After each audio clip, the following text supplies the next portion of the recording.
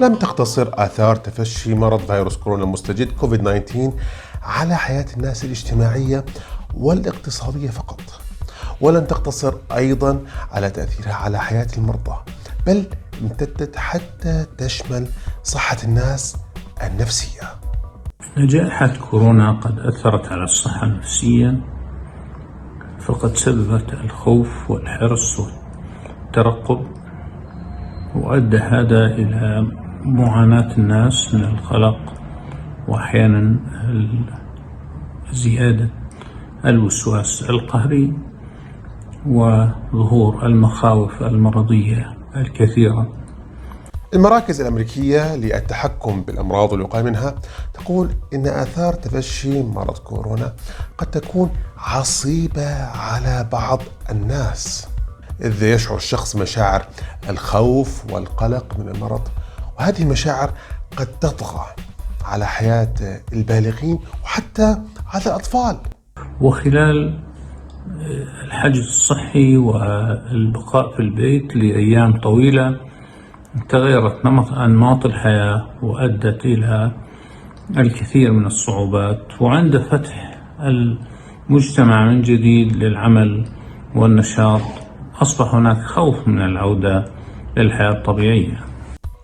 هذا الشيء خطير وحذر منه الأطباء، لدرجة أن البروفيسورة ويندي بيرن رئيسة الكلية الملكية للأمراض النفسية في بريطانيا حذرت من تسونامي أمراض نفسية نتيجة الإغلاق والحجر المنزلي. كان هذا التأثير على عموم البشر، وبشكل خاص على من هم يعانوا أصلا من هذه المشاكل قبل هذه الجائحة. طبعا الشعور بالخوف متوقع، الخوف والقلق على صحتنا وعلى صحة عائلاتنا والأشخاص اللي بهمونا.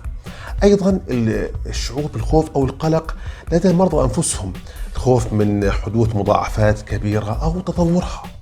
كل هذه المشاعر السلبية، خوف، قلق، قد تكون لها آثار سلبية على صحة الإنسان، على أجسامنا، وحتى على جهاز المناعة. تأثيرات الشدة النفسية بتظاهراتها المختلفة كالخوف والقلق والتوتر وإلى آخره على الجهاز المناعي تأثير سلبي عموما. الشدة النفسية المزمنة من قلق وتوتر وخوف وإلى آخره في هذا الوقت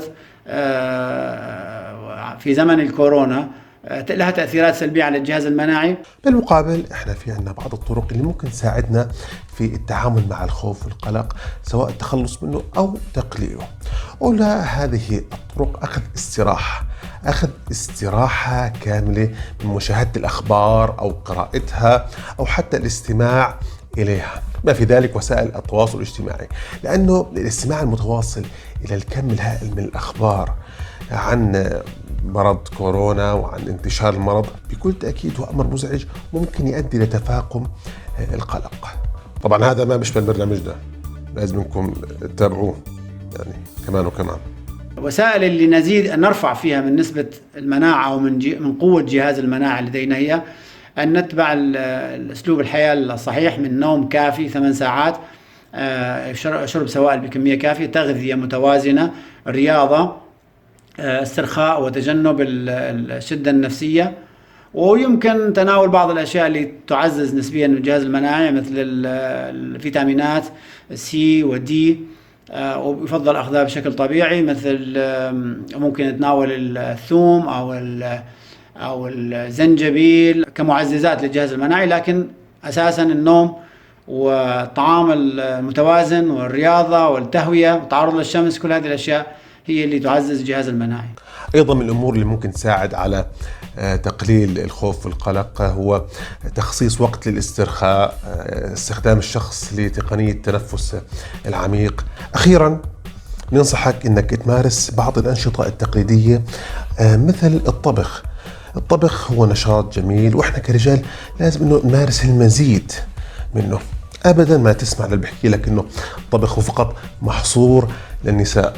الطبخ نشاط جميل بيساعدنا على التعامل مع الخوف والقلق، وزي ما انتم شايفين حتى هو أنا مارست هذا الشيء، وبالعكس شعرت أنه بيساعدني على الشعور بالأمان وأن يكون في جو جميل في البيت. حتى أكد على هاي الموضوع، عملت حتى كمان في كمان نموذج ثاني حتى أكد على مدى أهمية الطبخ وعلى شعوري بالأمان.